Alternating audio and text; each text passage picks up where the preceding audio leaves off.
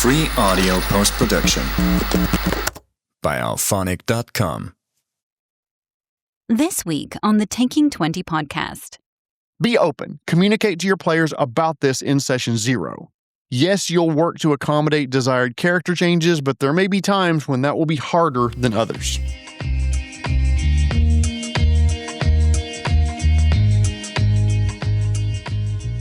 Thank you for listening to the Taking 20 podcast, episode 279, talking to DMs and players about the tricky situation of changing characters mid-campaign. I want to thank this week's sponsor, Umbrellas. One thing I love about my umbrella is that it's not just a fair weather friend. As a matter of fact, it's kind of the exact opposite, and it's always there for me when it rains, and I have so over-explained this joke. No, wait, I can save it. Something, my umbrella's name's Stormy Daniels. No, God, that's worse. If you enjoy the podcast, bad joke aside, please mention it to your other gaming friends or share the episodes on social media. I've said it before, but I don't have a huge advertising budget. I don't have any advertising budget because I actually lose money on the podcast. I mostly do this because I love interacting with listeners. Speaking of which, feel free to send me a message on social media, on my coffee, ko-fi.com/taking20podcast, or email me, feedback@taking20podcast.com. Links are in the description. Whether it's due to character death or simply a player feeling like their current character no longer fits their playstyle or maybe even the story, the desire to change characters mid-campaign is a common hurdle for many groups. I'm going to dive into why this happens, how DMs should handle the request, and the best ways to transition to a new character without completely derailing the adventure. All right, picture this. Editor Jeremy here. No, I'm not going to do the picture this thing to start my episode again. I actually started to, but it just disgusted me. I've ridden that horse for 2 straight episodes now, and I need to give it a break in the barn. So let me start the opening again. For whatever reason, a player may want or even need to play a different character in the middle of an adventure or campaign. Maybe their character died heroically or comically last session. Maybe they've been playing a paladin for the last 3 months, and being the moral compass for a party of murder-hoboing ne'er-do-wells is starting to weigh on them. No Dark Love or Night Moon or Shadow Wing or Ashen Blade or Onyx Butt or whatever the edgelord rogue's name is in your party. You can't just stab the city watchman because he wants a 2 copper piece city entrance tax. Or maybe you're the party cleric, and they have basically relegated you to Healbot. You patch up wounds, occasionally make charisma checks, and that's about it. You're tired of in combat being as useless as a stealth bard wearing neon underpants, and you're ready for a change. As someone who clerics a lot, by the way, believe me, I get it. For whatever reason, you approach your GM with a request to change characters. Meanwhile, my beloved DMs out there, you have an entire adventure arc built around that cleric's backstory. If they change characters now, it's going to invalidate a bunch of work. So what do you all do? Not to overstate it, but the fun for 2 people and possibly the entire group could be at stake with whatever decisions that you make.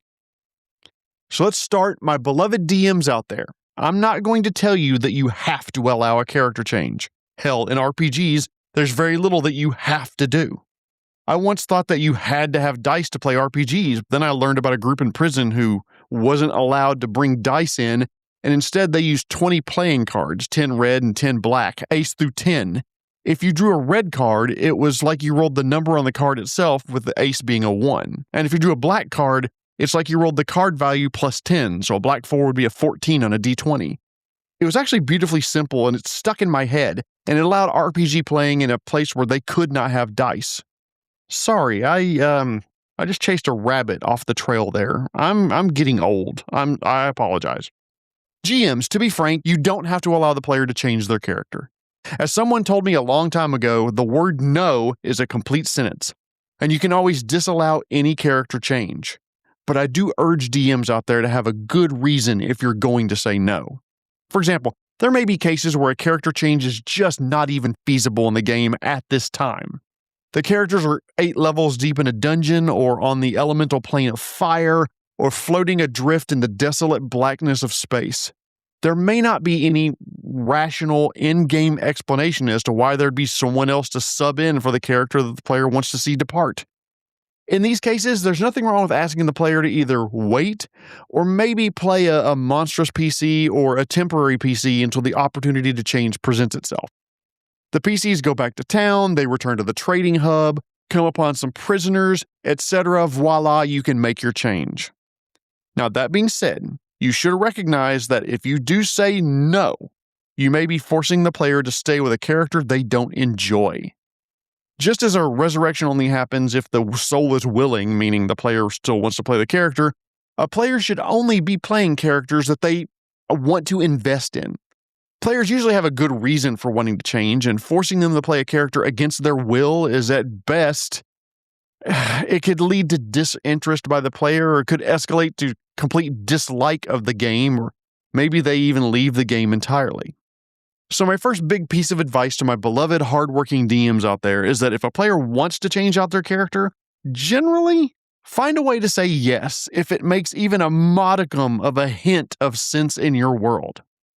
I mean, sometimes the change is planned, but there are times when character changes have to be sudden because of an injury or death to a character.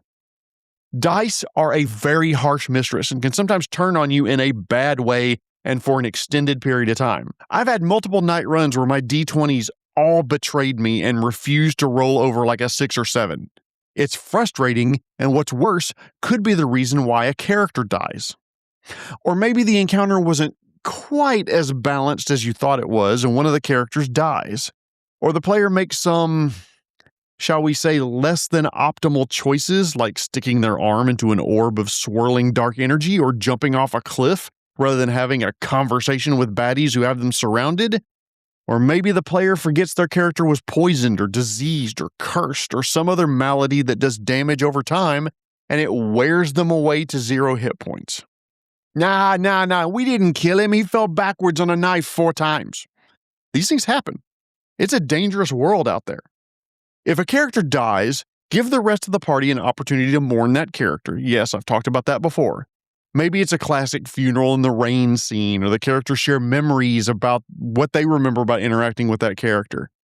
Maybe share with the party the beginning of that character's afterlife, approaching the plane of infinite goodness in your game, being welcomed by family and friends they'd previously lost, or, the plane of eternal torment if they were complete assholes. Or I'd probably not use that last one, unless it's a great story beat later. Yeah, like you rescue the paladin from hell, that kind of game. God, that'd be fun. Anyway, character death, especially one due to the capriciousness of the dice, can be hard on a player. Dealing with character death could be, by the way, an episode all its own, but I'm not going to start peeling that onion completely. I mean, if it sounds like an interesting topic to you, by the way, message me or email me, let me know. Links are in the description.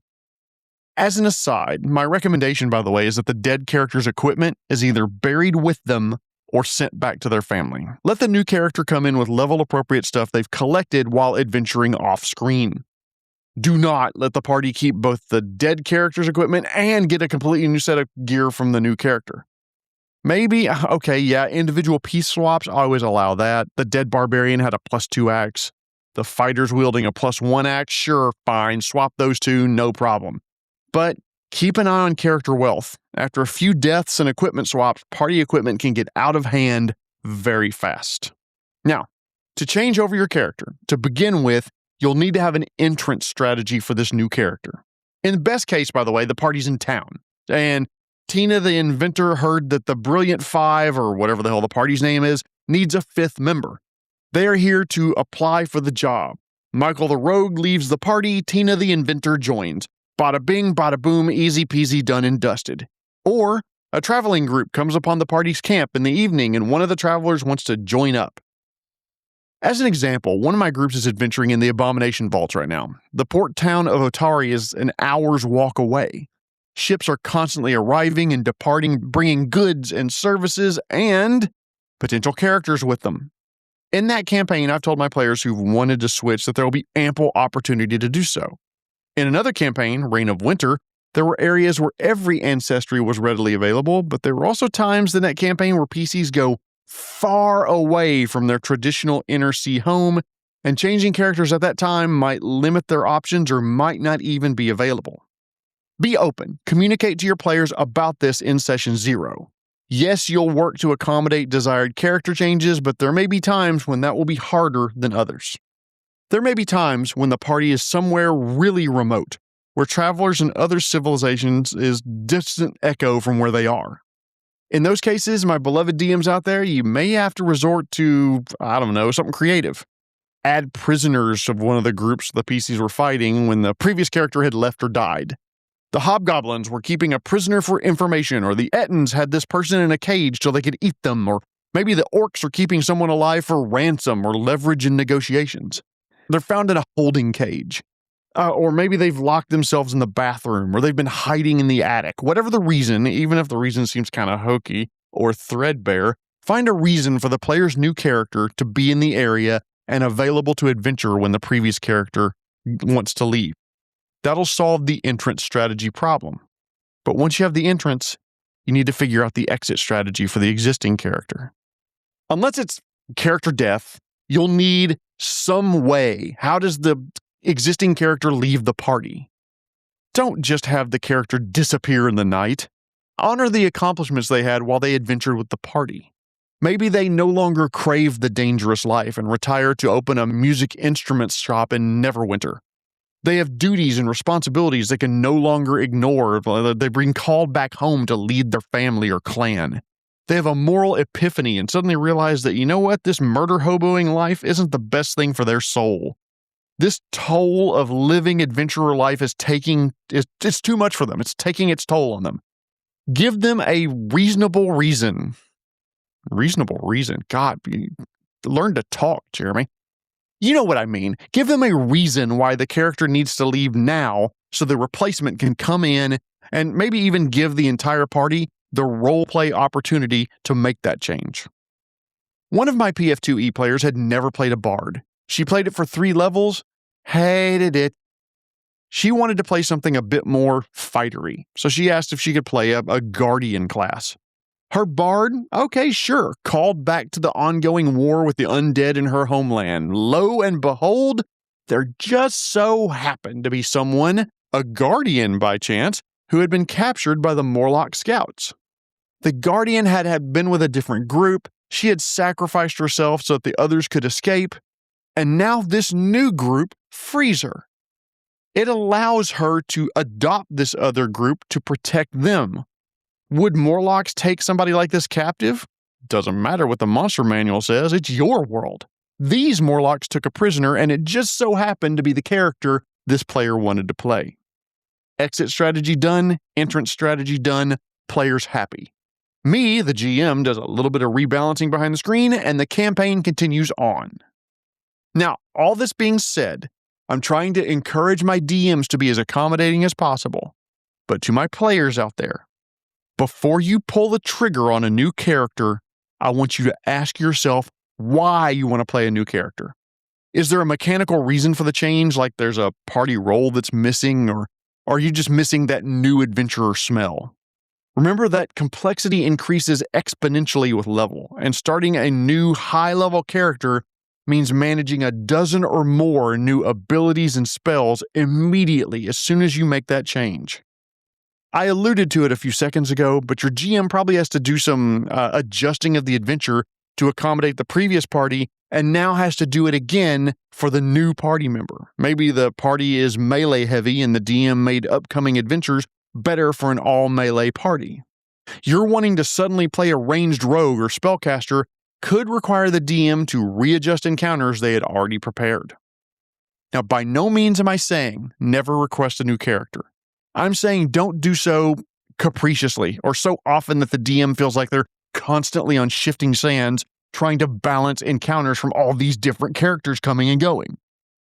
And if you do change, ensure that your new character has some sort of connection to the campaign world and a clear reason to work with the existing group. Don't create a loner who makes the game harder for everyone else. Ooh, I'm edgy and I hate everyone. I'm going to steal from the rest of the party to get rich. Good, that character just fucking died because they stepped in the party bonfire. Make a different character. Your new character should support the party, want to be with the party, not make it all about them or attempt to take over as the main character just because they're new and shiny. Finally, and sorry, this could have been in the DM section as well. DMs, don't punish the player for changing characters. Old ancient rules used to mandate that new characters, replacement characters, start their adventure a level lower than the rest of the party. But all that did is punish the player for trying to have more fun. Keep the replacement characters at the same level as the rest of the party so they can effectively contribute to the success of the party as a whole.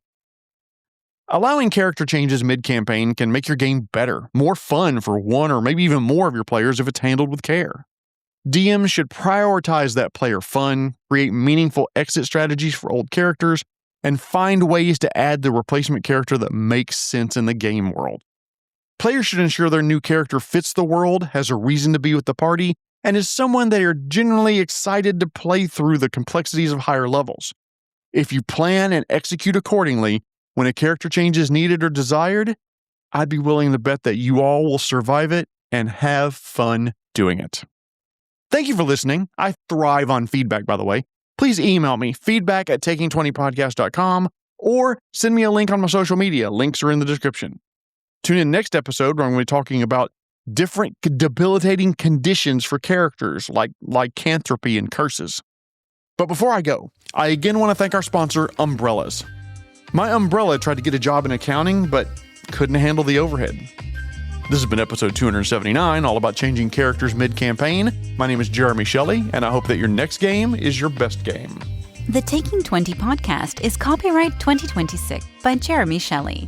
The opinions or views expressed by guests are their own and do not necessarily reflect those of the host. References to game system content are copyright their respective publishers. Free audio post-production by alphonic.com.